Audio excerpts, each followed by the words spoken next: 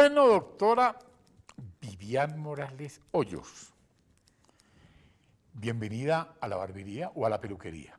William, muchísimas gracias. Me encanta estar aquí en sus manos. Ay, bendito sea el Señor. Cuando uno tiene aquí, en este lugar, una persona de sus conocimientos, de su capacidad y ante todo de sus convicciones espirituales, uno se siente tranquilo porque uno sabe que le están hablando con la verdad, como me pasó con su esposo, con Carlos Alonso. Hoy podemos contarle al país muchas cosas. Podemos decirle a Colombia que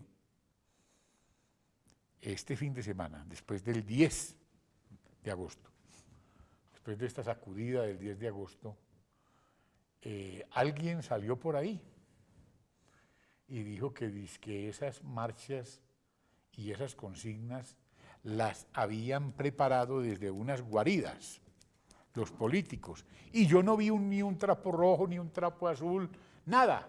Yo vi la gente espontánea en la calle. Qué impresión. Mire, William, cuando se sucedieron estas marchas el miércoles, yo fui la primera sorprendida de semejante respuesta popular. Uno que ya lleva unos añitos haciendo política sabe que eso es muy difícil, convocar una marcha en todas las capitales de este país. En todas. En todas, y que todas las plazas en donde se convocó Llenas. llenado.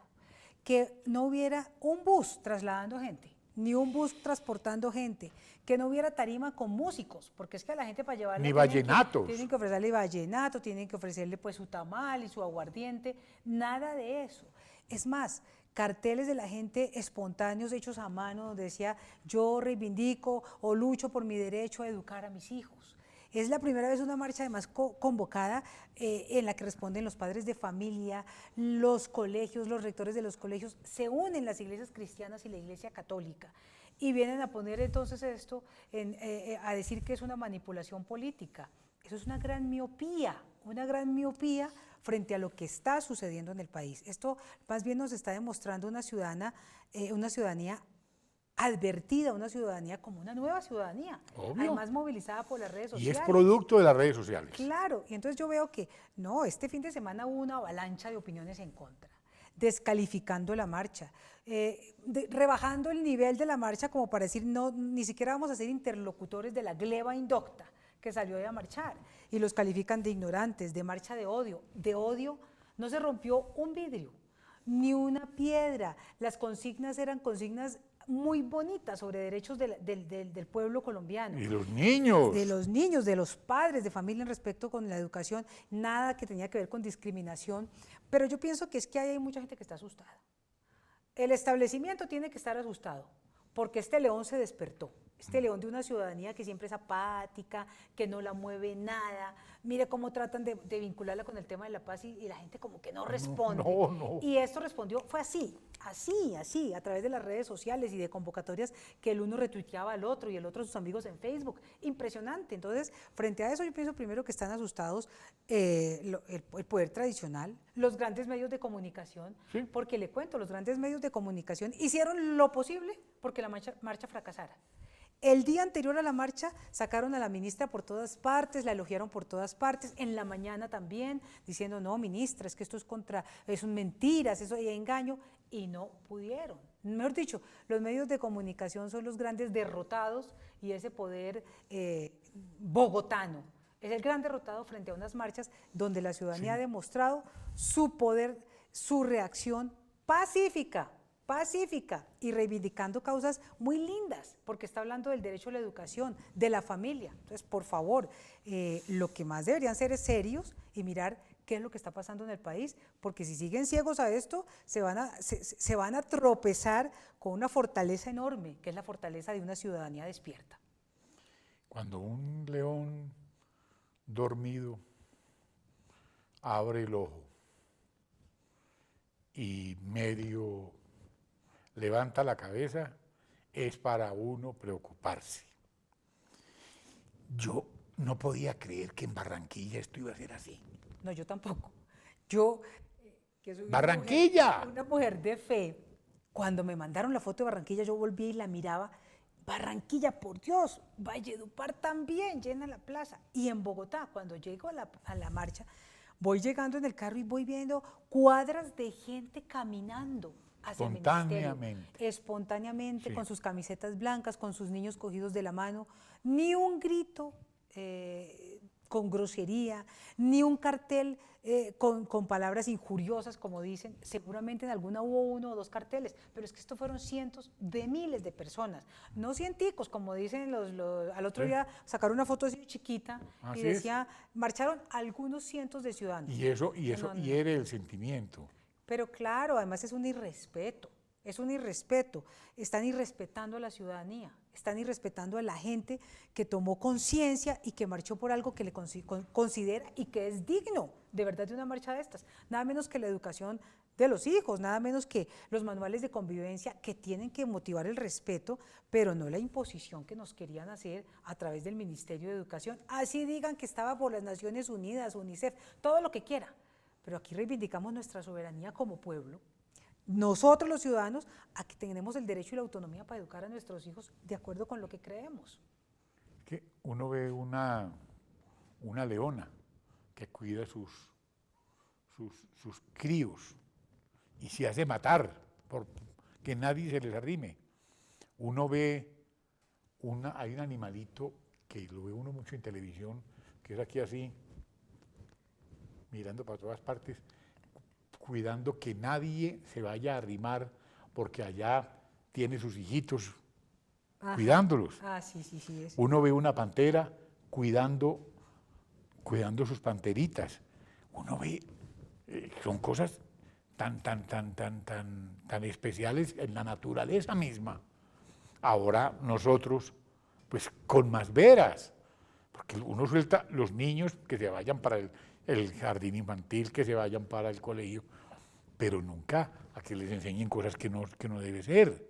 Pues mire, cuando uno es mamá y tiene que mandar a su hijo porque está trabajando uno a la primera guardería, uno busca, uno sufre, uno examina, y espera, uno busca, que a qué llama hora a las llega el bus, amigas, claro. que en cuál lo metiste, que cómo lo han tratado, que cómo has visto, porque uno espera que allí prolonguen un poco lo que uno le está dando al niño en su hogar.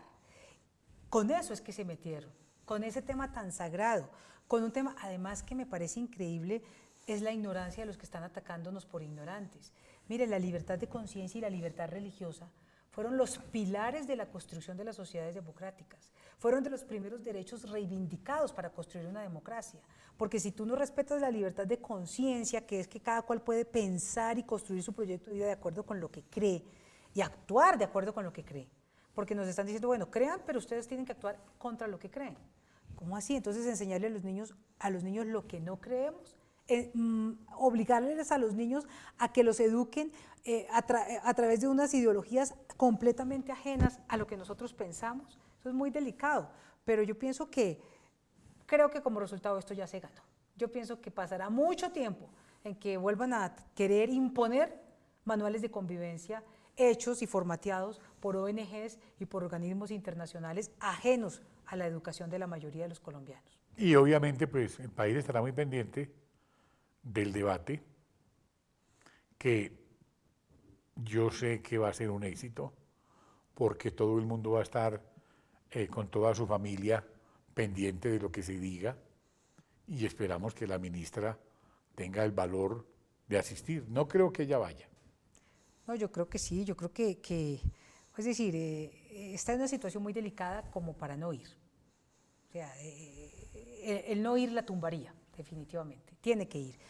Lo que no sé es cómo va a responder, porque hasta ahora pues ha tenido que responderle a quienes la consienten mucho en la prensa. Ah, no más, Entonces, claro. así es muy bueno con preguntas tan suaves como decirles que malinterpretaron, y cuando uno en un debate le va a presentar, vea ministra, usted ha mentido, porque le ha mentido al país, porque es que primero no había manuales, luego sí, pero no eran autorizados por el ministerio, luego sí, pero el ministerio no los autoriza, y uno se da cuenta que no, que se publicaron desde abril, que tenían... ¿Desde abril? Desde abril subieron a la página de internet, sí, que Pero tenían pero es el emblema, colmo el meter emblema del Ministerio un de ministro de Educación metiendo mentiras, además. Es que eso es muy grave. Y tenían el emblema del Ministerio de Educación y de las Naciones Unidas y el convenio por el cual se hicieron, yo lo leí y dice en un artículo, no podrá usarse el emblema del Ministerio de Educación sin su previa autorización.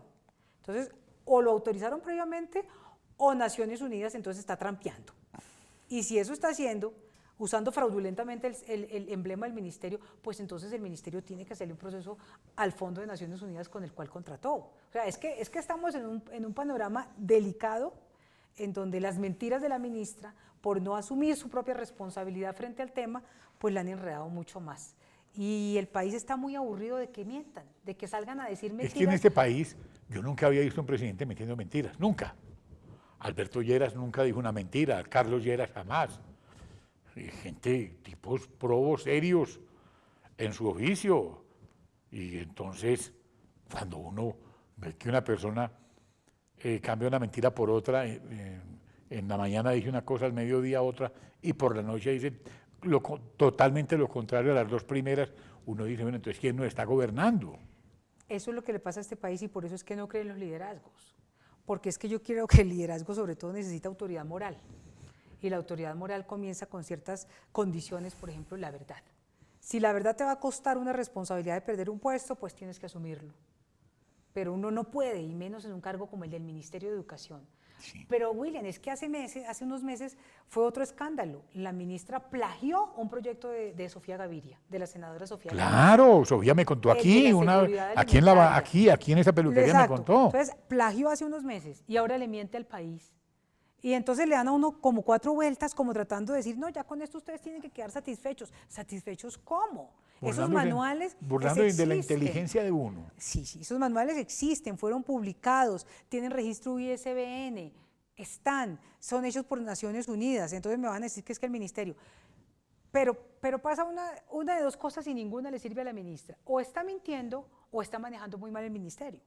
Porque si desde hace 4 meses están y no se había dado cuenta, y si estaban haciendo esto a sus espaldas, entonces me parece que ya lo que queda ahí claro es una incompetencia para ser ministra de Educación. Cualquiera de las dos cosas es muy delicada. Y que no piensen pues que porque salió en portadas, que porque le hicieron entrevistas a los amigos en la prensa, con eso quedó salvado. No, señor.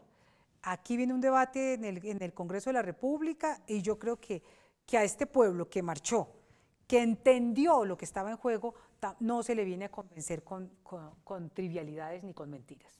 Y cuando uno ve las iglesias todas en torno a una sola idea, uno dice, es que la cosa es muy seria. La cosa es muy seria, es que fue la conferencia episcopal, fueron las iglesias cristianas, hubo políticos de distintos partidos.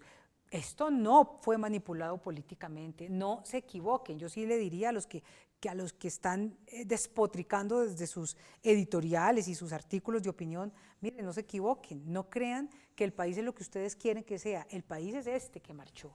Y este es un país que está despertando y que tienen que darse cuenta que ya las redes sociales, gracias a Dios, nos pueden permitir un ejercicio más realista de una democracia. Porque es que antes uno que solamente tenía como información lo que le decían los periódicos, pues sí estaba muy grave. Ya la gente no.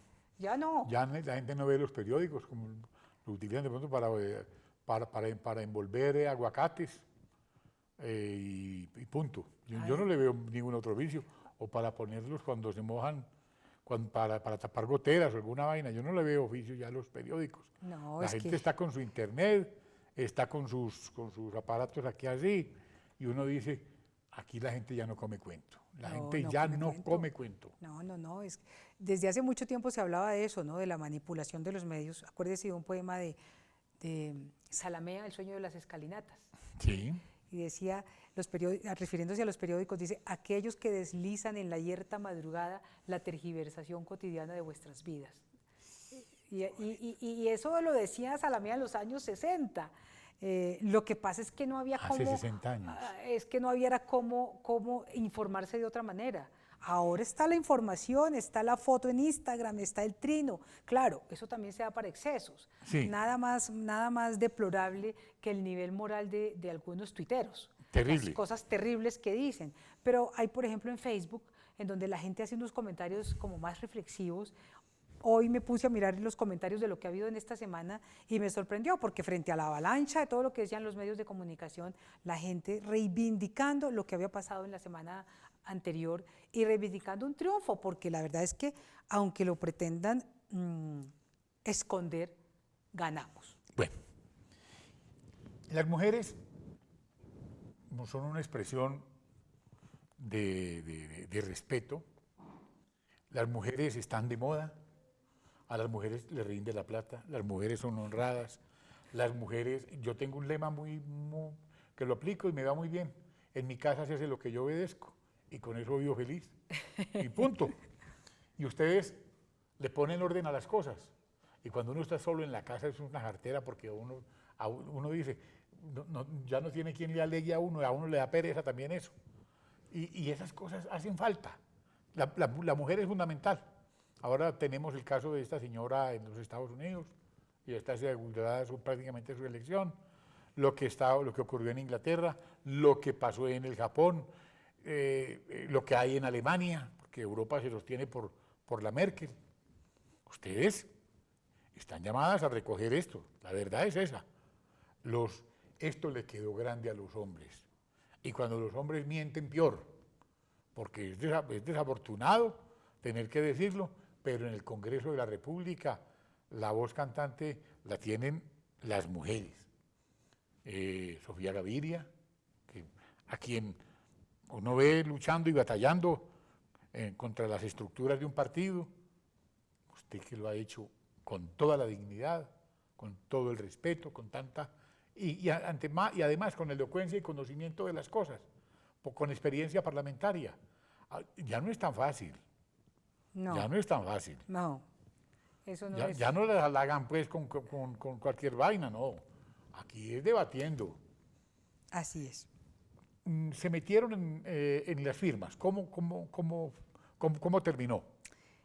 Pues muy bien. A ver, contémosle al país mire, y al mundo, porque como esto queda en la nube, afortunadamente, y no nos lo pueden censurar, pues hablemos de las firmas. A ver, William, desde la Constitución del 91 se establecieron los mecanismos de democracia directa. Entonces la gente dijo, bueno, ya esto no quedó solo en el Congreso, la gente puede tomar decisiones a través de referendos, a través de consultas populares, pero ese ha sido un gran engaño.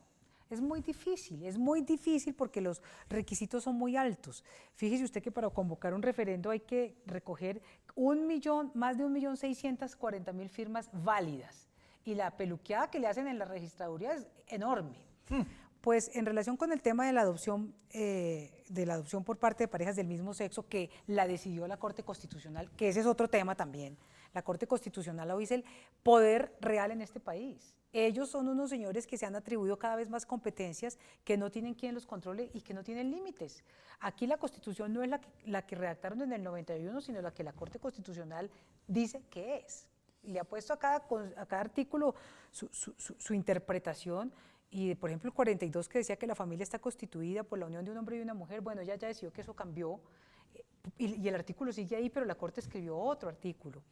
Entonces, en el tema de la adopción, también la Corte, a través de una cantidad de sentencias, fue llevando a la Constitución a decir que era permitida la adopción por parte de parejas del mismo sexo, y en ese sentido, pues nosotros sí queremos llamar a una reflexión y una decisión del pueblo soberano sobre lo que ha venido haciendo la Corte Constitucional. Es decir, que estas decisiones las tome el pueblo o el Congreso. ¿Pero por qué la Corte?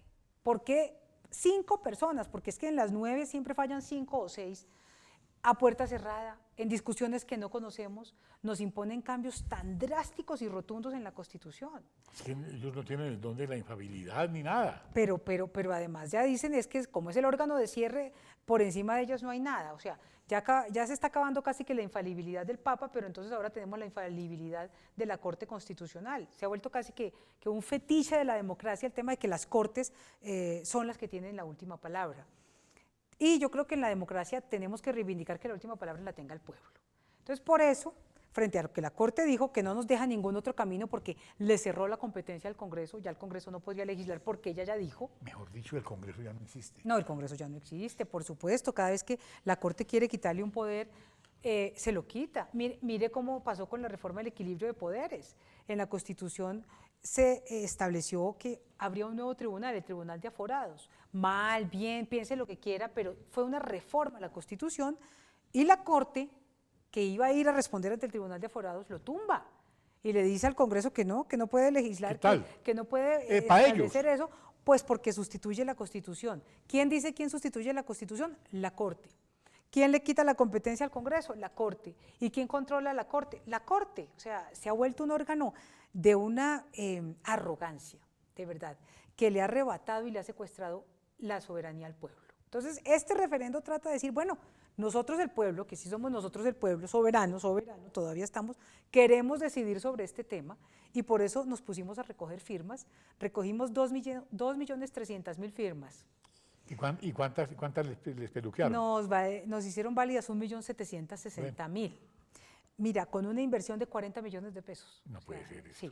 Regalado. Por las redes, otra vez. Claro. Otra vez el fenómeno de las redes, otra vez el fenómeno de las comunidades cristianas, de todos estos grupos que a su interior tienen dinámicas de compartir este tipo de cosas. Las recogimos y ahora comenzamos en el Congreso la discusión, porque como el referendo tiene que, aparte de las firmas, entonces ahora que el Congreso apruebe que la ley para que el pueblo sea convocado a referendo. Comenzamos en la semana entrante de audiencia y la siguiente semana comenzamos el debate, que yo creo va a ser un debate muy fuerte, un debate profundo, un debate sobre cuestiones de democracia, de constitución, sobre el mismo tema de familia y de la adopción. ¿Y audiencias en la Corte cuándo hay? Audiencias en el Congreso, la semana entrante, el 24 de agosto, el miércoles, viene una audiencia pública a la que puede ir todo el que quiera ir y el que tenga algo que decir sobre ese proyecto de ley de referéndum. ¿Y quién coordina eso? ¿Quién lo va a dirigir? ¿El presidente de quién? El presidente de la Comisión Primera. Ah, perfecto. Y se va a convocar para que se inscriba la gente y digamos lo que alcance dentro de esa sesión a que se pronuncien, que vayan, que vayan. Pero qué bueno. Sí, claro, eso es un país, pues no tenemos miedo a la democracia, habrá Pero quienes entonces, digan no estamos de acuerdo con ese referendo, otros que dirán que es inconstitucional, otros que lo objetarán, otros que lo defenderán, y eso se da antes de comenzar la discusión del referendo. Pero entonces la Corte es una cosa que nadie puede tocar. Que nadie puede tocar porque es que además se ha inventado una cantidad de argumentos jurídicos para darse cada vez más competencias. Eso se llama autohabilitarse. Entonces, por ejemplo, las cortes en los demás países controlan las leyes, pero ya una reforma constitucional, por el fondo, no hay control, porque entonces eso ya es quitarle al Congreso la posibilidad de hacer reformas. Hoy el Congreso ya no tiene capacidad de hacer reformas a la Constitución. Las hace la Corte. Entonces, cuando a la Corte no le gusta el artículo, lo declara inconstitucional porque no le gusta y ella misma redacta otro. ¿Hasta dónde hemos llegado? Esto genera un caos institucional y una inseguridad jurídica grave. Y es el momento de que los ciudadanos se den cuenta y de que hay que limitarle el poder a la Corte. La Corte Constitucional tiene que tener límites como los tiene que tener cualquier poder, cualquiera, en una democracia. Porque si hay un poder ilimitado, pues deja de ser democracia. Así es. Volvamos al tema de los niños. Nuestro Señor Jesucristo, cuando se le vio más vehemente, fue cuando trató el tema de los niños. Cuando fue enfático, cuando dijo, bueno, el que inocente una criatura de estas, que se amarre un molino, ¿cómo es? Que se amarre una piedra. Una piedra de molino, al cuello y se tire al fondo del mar. Eso tiene mucho sentido. Eso es durísimo, eso es durísimo. Eso significa que así como decimos que en la Constitución existe como el interés superior del niño, también en la Biblia Jesús también dio ese mandato. Y el tema de los niños es muy triste en nuestro país, porque todavía hay tantos niños que trabajan. Niños trabajando en las minas. Trabajando, niños explotados sexualmente. Niños muriendo de hambre en La Guajira. En La Guajira. De deshidratación y de las enfermedades que dan por hambre. En el Chocó. Niños abusados por sus padres, por sus padrastros, por por sus familiares. Niños reclutados para la Niños guerra. reclutados para la guerra, ¿no? La situación en Colombia es dramática frente al tema de los niños. Este tema de la adopción apenas es una discusión sobre un tema, digamos, de un núcleo, de un grupo de niños que están en una situación de vulnerabilidad, en la más grande de todas, que es cuando los declaran en adopción. Pero los niños, por ejemplo, en circunstancias de protección que el bienestar familiar ha tenido que tomar, no en adopción, pero en protección, han venido aumentando en los últimos años de manera muy grande por razón de los niños también infractores. Niños que usan como instrumentos de delito, porque Así como es. no les Los ponen como sancionan escudos. como escudos, niños desde los 12 y 13 años ya delinquiendo. Bueno, niños consumiendo bazuco, Sí. consumiendo marihuana. Sí. Y obligados digamos, los hacen adictos desde chiquitos para luego Exacto. poderlos usar como instrumentos. No, en ese tema de los niños, Lo que vimos aquí en este sitio, el Bronx, eso fue terrible. cosas que, mire, yo creo que cosas que uno iba leyendo la noticia y tenía que detenerse, porque le causaba tanto estupor y tanto dolor en el corazón. Yo leí de historia de niños de 6 años allí, prostituidos, por Dios, esa es la lacra más dura de nuestra sociedad. Y el tema de los niños es muy grande y casi nunca lo debatimos. Casi nunca lo debatimos en el Congreso, muy pocas veces es debatido. Yo, por ejemplo, hice un debate hace 15 días también a la ministra Gina Parodi sobre el programa sobre el la PAE. ministra.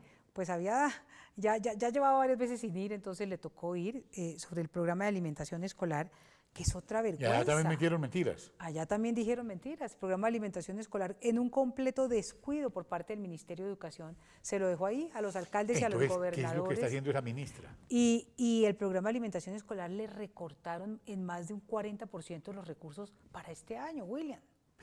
Los niños con hambre, los niños muriendo de hambre, y les recortamos la plata Para pagar al cuñas, programa de alimentación escolar. para pagar cuñas en CMI, Pues, para pagar publicidad. cuñas en ciertos medios de comunicación, en donde sale la ministra cada vez que quiere, porque uno prende la televisión y uno dice, ve, y esta señora aquí, pasa a otro canal y ahí está ella. Claro, Y porque, entonces, porque si usted le da publicidad y usted mantiene un programa, pues lo tienen que llamar a entrevistarlo por lo menos, ¿no? Si Exacto. han gastado 9.000 millones en un año en publicidad del ministerio, uno dice, ¿para qué se gasta esa plata en publicidad? Por ejemplo, para Pilo Paga, es que Pilo Paga supone que los mejores de resultados tienen el acceso al programa, entonces ¿para qué le hace publicidad? pero no es pillo paga, ¿no? ¿Para qué le hace publicidad? Además, esa plata, yo demostré cómo lo que le han quitado al PAE es lo mismo que casi que se ha ido para Pilo Paga. Y resulta que hay Lo que le ha quitado al PAE y a la MAE. al PAE y a la MAE. Lo que le han quitado al programa de alimentación escolar. Al PAE y a la MAE. En las veredas de Colombia, Claro. en los municipios más pobres, ha venido a Pilo Paga a las universidades privadas más costosas de este país. Entonces, eso son temas en que hay que ponderar y hay que ver, bueno, está muy bueno que los muchachos con mérito y talento tengan oportunidades, pero podemos hacerlo de una manera mejor, sin quitarle al programa de alimentación escolar y dando más cupos en universidades Un niño públicas. desnutrido. Es que esa es la prioridad, es que de acuerdo con la Constitución, esos son los que tienen prioridad por encima de todos los demás. Un niño desnutrido no rinde como tiene que rendir. No, pues es una tortura. Es una tortura decirle que vaya al colegio. Pero es que hay casos tan tristes, William. Mire, un día fui a hablar con un profesor de un colegio público en el sur de Bogotá. Pero Bogotá, le estoy diciendo. Bogotá. Y me decía, mire, los lunes en la mañana es el día más triste porque tenemos un número muy alto de desmayos de los niños. Y le dije, ¿cómo así? Dijo, porque es que los niños, la única alimentación que tienen es la que se les da en el colegio. O sea, de lunes a viernes comen. Ay, no, por Dios. Sábado y domingo en su casa no comen. O si acaso una guapanelita. Ay, no puede ser y llegan el lunes, entran al colegio puede ser y eso. se desmayan. Yo dije, eso no puede ser. Me dijo, sí, doctora, tenemos el registro de los desmayos, sean los lunes. Y entonces el niño va entre semana porque allí le dan su refrigerio y le dan el almuercito o el desayuno y el refrigerio. Y esa es la comida del A los niños no niño. les dan almendras como en la casa de Nariño. No, claro que con 900 pesitos y 1.200 no les alcanza ni para una almendra de esas. Sí, yo porque creo. las almendras como que son muy caras y alimentan mucho. Entonces uno se pone a ver eso y uno dice, no hay derecho. ¿Y la lechita qué? Ese es un programa, es decir, tampoco se está cumpliendo ni con las Tampoco. minutas, Ese es un tema que tenemos que arreglar. Pero claro, es un tema que no da votos, ni imagen. Esos niñitos olvidados, los niñitos que no entran Esos ni niños dentro no del votan. círculo de los consumidores, ni sus papás, porque no están ni siquiera dentro del círculo de las encuestas de opinión. Esos sectores tan pobres, que son ni siquiera estrato o cisben 1, eso no entra, eso no es tan importante para proyectar carreras políticas, y por eso es que tenemos esos programas de esa manera. Y el programa de alimentación escolar de verdad que está en una situación crítica. Vamos a ver cuánto le va a poner en este año en el presupuesto el gobierno al programa, porque ha venido recortándole desde el año pasado siguen recursos. recortándole, y siguen recortándole. Y lo dejan solo y siguen a cargo de los recortándole. departamentos y los municipios, que ahora, por razón de que las regalías han bajado, con una parte de las regalías se nutría ese programa, pues va a disminuir un poco más. Pero no, estamos pendientes en ese tema, hicimos el debate en el Congreso y estaremos pendientes en la Los ley del niños presupuesto. metidos en los socavones de las minas. No, por favor, No, sí. pero uno ve en Marmato, Caldas, unos niños allá, sí. Uno observa en Buriticá, Antioquia, allá donde está obviamente metidos a fondo, buscando el oro, también a los niños ahí. No, esa es una de las no, mayores no, vergüenzas de no, nuestra sociedad. no, esto es Y terrible. qué bueno que finalmente estos temas nos lleven a hablar de los niños. Porque el tema de la educación Porque nos lleva a hablar de yo los me- niños, el tema de la adopción nos lleva a hablar de los niños. Yo Qué me bueno. acuerdo de una senadora que se nos fue, que nuestro señor la llamó. Gilma, Esa señora era su devoción también. Yo decía, ¿cómo quiere los niños? Y esa bandera. sí, una Y yo mujer que decía, ¿pero también quién va a coger esta intentó. bandera? Cuando la veo a usted, yo dije, no, esto cayó en muy buenas manos, porque esto tiene que ser así. Además, una persona que tenga conocimiento, que tenga capacidad, que sepa llevar el discurso, que no digan que es una cosa politiquera, o que es de una señora histérica que está hablando, no. Esta señora fue fiscal general de la Nación, ha sido congresista, volvió al Congreso, tiene todas las condiciones, tiene además capacidad, talento, equipaje intelectual. Aquí no estamos improvisando, la hemos invitado porque ella sí nos está diciendo cosas muy serias que necesitamos que el pueblo colombiano escuche. Por Gracias, eso, William. esa bandera no la podemos dejar caer, porque esto ya los periódicos ya no le pueden mentir más al mundo. Así. Ya no le puede. ¿Por qué quería la gente tanto a Pacheco? Porque Pacheco quería a los niños. Acuérdese, uno tiene recuerdos de su niñez o de su juventud cuando uno miraba a Pacheco y los niños, todos, ese tipo era una cosa extraordinaria. Los niños son el símbolo más grande que puede tener un país. Y usted, en sus bellas manos, en su inteligencia, le tiene que sacar adelante esto a Colombia. Colombia no puede quedar rezagado en manos de unos politiqueros que piensan única y exclusivamente en la famosa mermelada. Es que eso también es lo importante de lo que ha pasado estas semanas, que este pueblo que marchó está hablando de otros temas y no del clientelismo y no de la mermelada. Y eso nos indica que la política en Colombia tiene que ir hacia allá, a sintonizarse con lo que el pueblo es y a superar todo esto, porque es que a lo que se ha dedicado la política es vergonzoso, a la mermelada, al clientelismo de hace tiempo, pero el clientelismo de hace tiempo no es nada comparado con los fenómenos de corrupción y la mermelada de ahora. Y la política tiene que reencontrarse con las necesidades y con el sentir de la gente, que es ese, increíble que en Colombia un tema como el de los manuales de convivencia haya hecho marchar a toda esta ciudad. Yo sé que esto a la gente no le va a importar, pero hay gente que también le gusta. Eso del trapo rojo, ¿en qué está? Porque yo veo las únicas personas que están moviendo con ideales y con altruismo y con capacidad son la doctora Sofía Gaviria y usted. Yo no veo a nadie más. Eso es una gazapera terrible. Al doctor Horacio Serpa están pidiendo los bajos, está muy preocupado, dice que ni lo llamen por teléfono siquiera, porque está pues lo mismo en el Partido Conservador. El Partido Conservador más acabado que el siglo antepasado, porque el doctor Gerlain también se pegó una enfermedad horrible y tampoco, y esos son los jefes naturales de las colectividades tradicionales. y usted ya sabe cómo está la cosa con el doctor Gerlain, que está de Ruanita, y el doctor de Ruanita, como el Partido Conservador, lo tienen de Ruana, porque el jefe del Partido Conservador es César Gaviria.